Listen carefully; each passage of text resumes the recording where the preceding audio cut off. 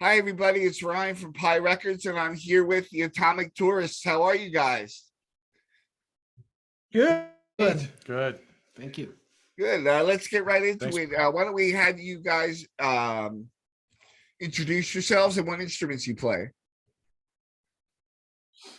Okay, I'm Phil Tiki. I play guitar. I'm Quasar. I play guitar. I'm Brian Wilson. I play. And we don't have a permanent bass player yet. We're in between. Okay. All right. Pleased to meet you. I listened to your EP, and I really enjoyed the second tune, and the first tune. But I dug the speed, the tempo is a lot more upbeat than I was expecting. Yeah, we do a bunch of different ranges as far as tempos and moods go, and that was kind of the whole point of doing Bullwinkle Part 2 was the mood, definitely the mood piece for it, Yeah. and then to change it with Tracy. Yeah, and we also, there's a little bit of a punk rock influence in there, so we, bring some of that energy to that. Yeah, totally.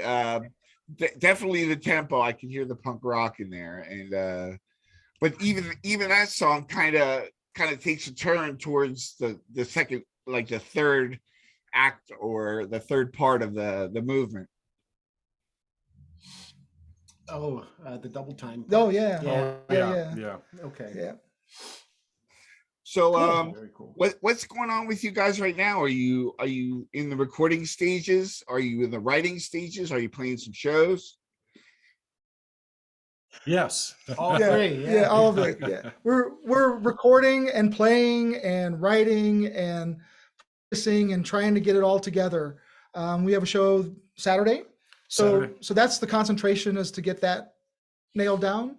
But in the meantime, hopefully we can get some overdubs recorded today. If we're in the practice space here, so there's noise all over the place. If it gets too bad, we'll make a change. But if it gets too bad, if it's kind of quiet, we'll try to record some stuff. Yeah. Yeah. And we've been doing shows, and that's kind of what we've been focusing on. And we sort of got that down.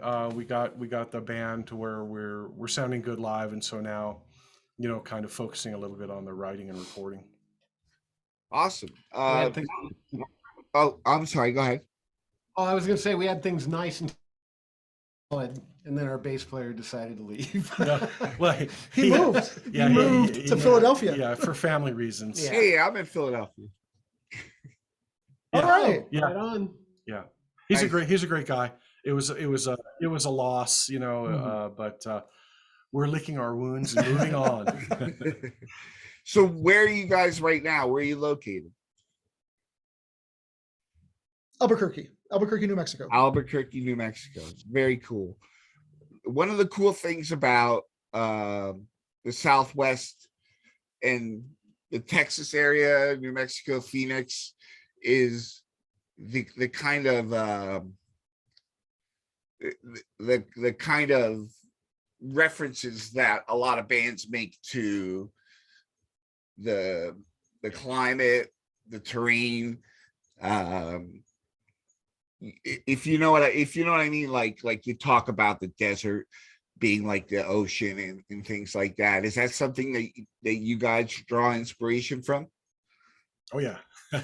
Yeah. Even the name, Phil came up with the name, Atomic Tourists. You could tell them about the name. Because I don't know if you know this, but Albuquerque and New Mexico in general is huge as far as atomic development and research and everything that went into the atomic bomb initially, and it continues till this day.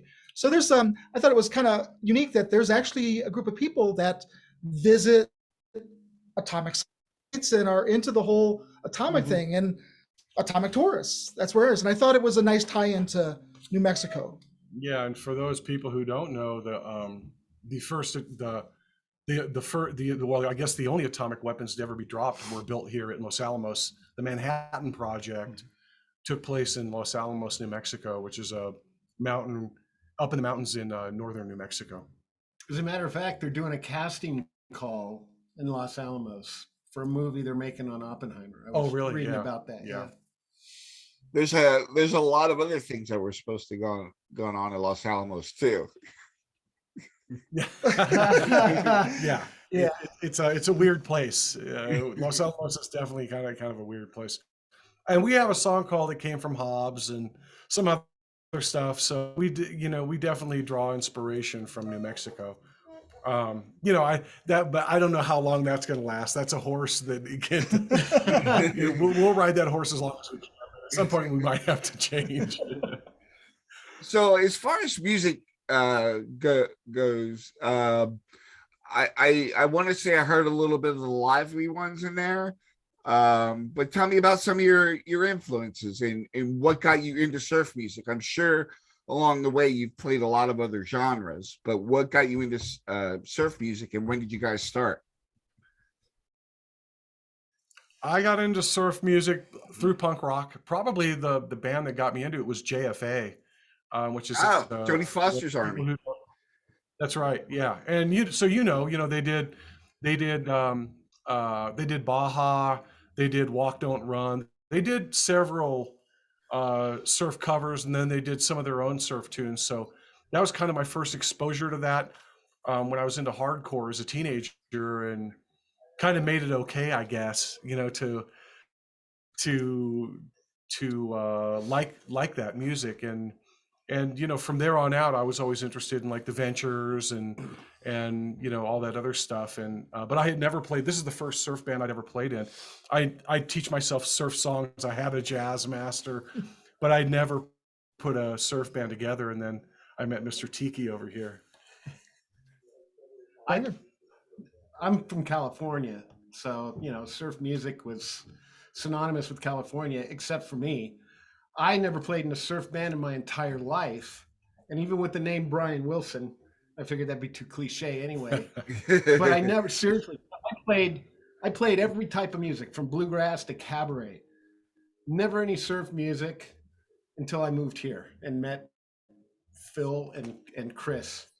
And seriously, it's a whole new genre of discovery for me, and I dig it too. I'm learning new things, discovering new musicians. Yeah, he's responsible for getting This is fault. So I go back a long way. I used to run back in the late 90s, early 2000s. I used to run a surf streaming radio station called the Tiki Hut.